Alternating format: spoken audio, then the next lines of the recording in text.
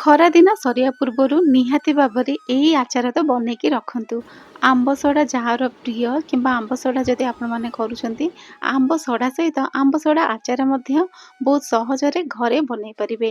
ତେବେ ନମସ୍କାର, ପ୍ରୀତିଛନ୍ଦା ହୋମ୍ କିଚେନକୁ ଆପଣଙ୍କୁ ସ୍ୱାଗତ। ତେବେ ଚାଲନ୍ତୁ ଷ୍ଟାର୍ଟ କରିବା ଆଜିର ଆଚାର ରେସିପି। ପ୍ରଥମେ ତ ମୁଁ ଆମ୍ବ ସଡ଼ା କେମିତି ହୁଏ ତାର ପୁରା ଫୁଲ୍ ଭିଡ଼ିଓ ଅଲରେଡ଼ି ମୋ ଚ୍ୟାନେଲରେ ଅଛି। ତଥାପି ମୁଁ ବହୁତ ସର୍ଟରେ ହିଁ ଆପଣମାନଙ୍କ ସାଙ୍ଗେ ସେୟାର କରିଦେଉଛି। ଆମେ କିଛିଟା ଆମ୍ବ ନେବା, ସେ ଆମ୍ବର ରସ ବାହାର କରିଦେଇକି ଗ୍ରାଇଣ୍ଡରରେ ଭଲ ଭାବରେ ଆମେ ପୁରା ଫାଇନ୍ ପେଷ୍ଟ ବନେଇ ନେବା। ତାପରେ ଆମର ସ୍ୱାଦ ଅନୁସାରେ ଆମେ ପକେଇଦେବା ଗୁଡ଼। ଆପଣ ଯେତିକି ମିଠା ଖାଆନ୍ତି ସେତିକି ପକେଇବେ। ମୁଁ ଏଇଠି ପାଖାପାଖି 200 ଗ୍ରାମ ଭଳିଆ ଗୁଡ଼ ପକେଇଥିଲି। ଲଙ୍କା ଗୁଣ୍ଡ, ପାନ ମଧୁରୀ, ବିଟ୍ ଲୁଣ, ଚାଟ୍ ମସଲା ଏବଂ ପକେଇକି ଆଉ ଅଳ୍ପ କିଛି ଭିନେଗାର ପକେଇକି ମୁଁ ବନେଇ ଦେଇଥିଲି ଏମିତି ଗୋଟେ ମିଶ୍ରଣ। ଏବଂ ତାପରେ ତାକୁ ନେଇକି ଗ୍ୟାସ୍ ଉପରେ ଭଲ ଭାବରେ ବହଳିଆ ହେବା ପର୍ଯ୍ୟନ୍ତ ଏମିତି କଷି ନେଇଥିଲି। ଯେ ପର୍ଯ୍ୟନ୍ତ ସେ ବହଳିଆ ହେଇନି ସେ ପର୍ଯ୍ୟନ୍ତ ଆମେ କଷିବା। ଏବଂ ଗୋଟେ ଥାଳିରେ କିଛି ଅଏଲ୍ ସ୍ପ୍ରେଡ୍ କରିକି ସେଇ ଯେଉଁ ବ୍ୟାଟରକୁ ଆମେ ଆମ୍ବ ସଢ଼ାର ବ୍ୟାଟରକୁ ଭଲ ଭାବରେ ଏମିତି ସ୍ପ୍ରେଡ୍ କରିନେବା। ତ ଆପଣ ଚାହିଁଲେ ମୋଟା ପତଳା କେମିତି କ'ଣ କରିବେ ସେଇଟା ଆପଣଙ୍କର ପୁରା ସମ୍ପୂର୍ଣ୍ଣ ଇଚ୍ଛା।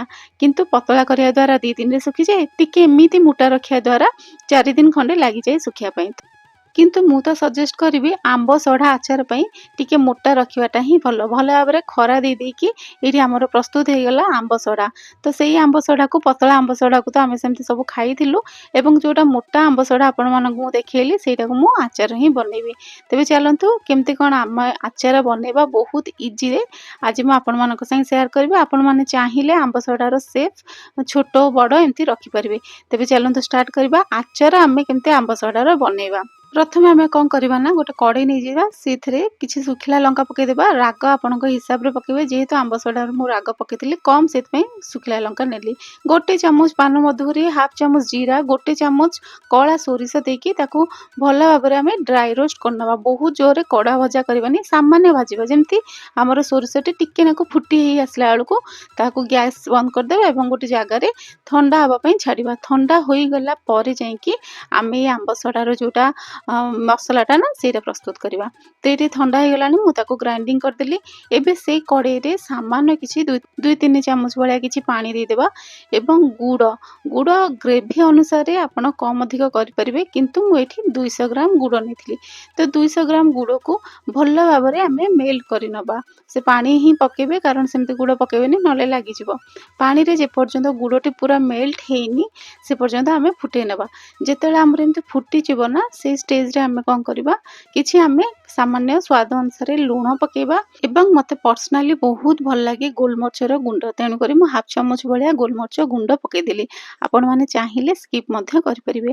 ତାପରେ ଯେଉଁ ଆମ୍ବ ସଢ଼ାକୁ ମୁଁ ଏମିତି ଛୋଟ ଛୋଟ ପିସ୍ କରି କାଟିକି ରଖିଥିଲି, ତ ସେଇ ଆମ୍ବ ସଢ଼ାକୁ ଆଡ଼୍ କରିବା। ଛୋଟ ପିସ୍ କାଟିକି ରଖିବା ଦ୍ୱାରା କ'ଣ ହେବ ନା ଆମ୍ବ ସଢ଼ାଟି ଆମକୁ ଭଲ ଭାବରେ ସେଇଟା ଗୁଡ଼ ସାଙ୍ଗରେ ପୁରା ଆବଜର୍ଭ ହେଇଯିବ, ବହୁତ ହି ନରମ ହେଇଯିବ। ତାପରେ ଆମ୍ବ ସଢ଼ାଟି ଆମର ନରମ ରହିବ କାହିଁକିନା ଆମେ ଏଥିରେ ଭିନେଗାର ପକେଇଥିଲେ। ତ ଭଲ ଭାବରେ ଗୁଡ଼ରେ ସବୁତକ ଆମ୍ବକୁ ନେଇକି ଏମିତି ଆମେ କଷି ନେବା। ଗୋଟେ ଜିନିଷର ଧ୍ୟାନ ରଖିଥିବେ, ଗୁଡ଼ଟି ଯେମିତି ତଳେ ନ ଲାଗୁ, ସେଇଟା ମଝିରେ ମଝିରେ ସେମିତି ଆମେ କଣ୍ଟିନ୍ୟୁସ୍ ସେମିତି ଆମର ସ୍ପାଚୁଲା କି ଚାମଚରେ ଆମେ ଏମିତି ଘାଣ୍ଟି ନେଉଥିବା। ଯେଉଁ ଆଚାର ମସଲା ରଖିଥିଲେ ବାଟିକି ସେ ମସଲାକୁ ଆମେମାନେ ଆଡ଼୍ କରିବା, ସବୁତକ ଆଡ଼୍ କରିବା। ଯେତିକି କ୍ୱାଣ୍ଟିଟିରେ ମୁଁ ଦେଖେଇଲି ସବୁତକ ଆମେମାନେ ଆଡ଼୍ କରିନେବା। ଆଡ଼୍ କରିସାରିକି ମାତ୍ର 2 ମିନିଟ୍ ପୁରା ସିମ୍ ଆଞ୍ଚରେ ଏମିତି ଭଲ ଭାବରେ କଷି ନେବା। ଯଦି ଏଇ ଷ୍ଟେଜରେ ଆପଣଙ୍କର ବହଳିଆ ହେଇଯାଇଥିବ ବ୍ୟାଟରଟି, ତ ଚାହିଁଲେ ପାଣି ଆଡ଼୍ କରିଦେବେ। ଏଇଠି ନା ମୁଁ 2 ଚାମଚ ଭଳିଆ ନେଇଥିଲି ସୋରିଷ ତେଲକୁ ଗରମ କରିଦେଇଥିଲି ଏବଂ ସେଇଥିରେ କିଛି କାଶ୍ମୀରୀ ଲଙ୍କାଗୁଣ୍ଡ ପକେଇକି ତାକୁ ସେ ଆମ୍ବ ସଢ଼ାରେ ପକେଇ ଦେଇଥିଲି, ଯାହାଦ୍ୱାରା କି ଭଲ କଲର୍ ଆସିବ। ତ ଆମର ପ୍ରସ୍ତୁତ ହେଇଗଲା ଆମ୍ବ ସଢ଼ା।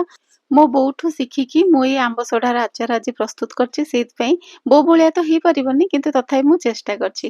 ଏବେ ଆମର ସମ୍ପୂର୍ଣ୍ଣ ଭାବେ ଆମ୍ବ ସଢ଼ା ହେଇଗଲାଣି, ତାକୁ ଟିକେ ଥଣ୍ଡା ହେବା ପାଇଁ ଛାଡ଼ି ନେବା। ଏବେ ଆମ୍ବ ସଢ଼ାକୁ ଭଲ ଭାବରେ ଷ୍ଟୋରେଜ୍ କରିକି କାଚ ଜାରରେ ଆମେ କେମିତି ରଖିବା, କିଛି ଆମେ ନେଇଯିବା କୋଇଲା କିମ୍ବା ଏମିତି ସଢ଼େଇ, ସେ ସବୁକୁ ଭଲ ଭାବରେ ଗରମ କରିଦେବା। ଗରମ କରିସାରିଲା ପରେ ସେଥିରେ କିଛି ଘିଅ ଦେବା, ଯାହାଦ୍ୱାରା ତାର ବହୁ ଜୋରରେ ଧୂଆଁ ଆସିବ। ଏବଂ ଯେଉଁ ଜାଗାରେ ଆପଣମାନେ ରଖିବେ ଆଚାର, ସବୁଠୁ ଭଲ ତ ହେଉଛି କାଚରେ ରଖିବା ପାଇଁ ତ ସେ କାଚ ଜାରକୁ ଏମିତି ଭଲ ଭାବରେ ପୁରା ପୁରା ଧୂଆଁ ଭରପୁର ଯେମିତି ରହିଥିବ ସେମିତି କରିଦବା। ଯାହାଦ୍ୱାରା ଆମ ଆଚାର ବହୁତ ଦିନ ପର୍ଯ୍ୟନ୍ତ ରହିବ, କିଛି ଫିମ୍ପି ମାରିବନି ଏବଂ ଯଦି ସେ କାଚରେ କିଛି ସ୍ମେଲ୍ ଥିବ ସେ ସ୍ମେଲ୍‌ର ସବୁ ପଳେଇବ। ତ ଆମ୍ବ ସଡ଼ାଟି ବି ଆମର ପୁରା ଫ୍ରେଶ୍ ହେଇକି ରହିବ। ଏହିପରି ଭାବରେ ଆପଣମାନେ ଚାହିଁଲେ ଆମ୍ବ ସଡ଼ାକୁ ଷ୍ଟୋରେଜ୍ କରି ରଖିପାରିବେ। ଏବେ ଖରାଦିନ ଚାଲିଛି, ଢେର ସାରା ଆମ୍ବ ସଡ଼ା ବନାନ୍ତୁ, ଆମ୍ବ ସଡ଼ା ଆଚାର ବନାନ୍ତୁ ଏବଂ ବର୍ଷ ସାରା ମଜା ନିଅନ୍ତୁ। ତ ମଝିରେ ମଝିରେ ମୁଁ ସର୍ଟ ଭିଡ଼ିଓରେ ଆମ୍ବ ସଡ଼ା ଆହୁରି ବନେଇବି ଆପଣମାନଙ୍କ ସାଙ୍ଗେ ସେୟାର କରିବି। ତ ଏଇଠି ଦେଖନ୍ତୁ ତା ପରଦିନ ଆପଣମାନଙ୍କ ସାଙ୍ଗରେ ମୁଁ ଦେଖଉଛି ଆମ୍ବ ସଡ଼ାଟି କେମିତି ହେଇଛି। ପୁରା ବଢ଼ିଆ ଭାବରେ ଆମର ସବୁତକ ଆମ୍ବ ସଡ଼ା ଗୁଡ଼ ସାଙ୍ଗରେ ମିଶିଯାଇଛି। ପୁରା ଆମ୍ବ ସଡ଼ାଟି ଆମର ନରମ ଅଛି।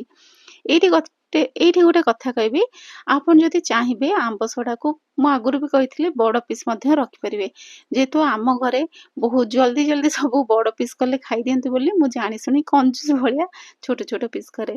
କିନ୍ତୁ ମୋ ବୋଉର ଆଚାର ମୁଁ ଏବେ ଆପଣମାନଙ୍କ ସାଙ୍ଗେ ସେୟାର କରୁଛି। ମୋ ବୋଉ ସବୁବେଳେ ଏମିତି ବଡ଼ ପିସ୍‌ର ହିଁ ରଖେ, ଯାହାଦ୍ୱାରା ତାର ଆଚାର ବହୁତ ଜଲ୍ଦି ସରିଯାଏ। ଆମେମାନେ ତା ନାତିମାନେ ସମସ୍ତେ ଖାଇଦଉ। ଦର୍ଶକ ବନ୍ଧୁ, ଆଜିର ରେସିପି ଯଦି ଆପଣଙ୍କୁ ପସନ୍ଦ ଆସିଥିବ ପ୍ଲିଜ୍ ଚ୍ୟାନେଲକୁ ସବସ୍କ୍ରାଇବ୍ କରିବେ, ଲାଇକ୍ କରିବେ ଆଉ ଯଦି ଫେସବୁକରେ ଦେଖୁଛନ୍ତି ଫଲୋ କରିବାକୁ ବହୁତ ବହୁତ ଅନୁରୋଧ ରହିଲା। ତେବେ ପୁଣି ଦେଖାହବା କିଛି ନୂଆ ରେସିପି ସହିତ। ସେ ପର୍ଯ୍ୟନ୍ତ ମୋତେ ବିଦାୟ ଦିଅନ୍ତୁ। Bye bye. ଜୟ ଜଗନ୍ନାଥ।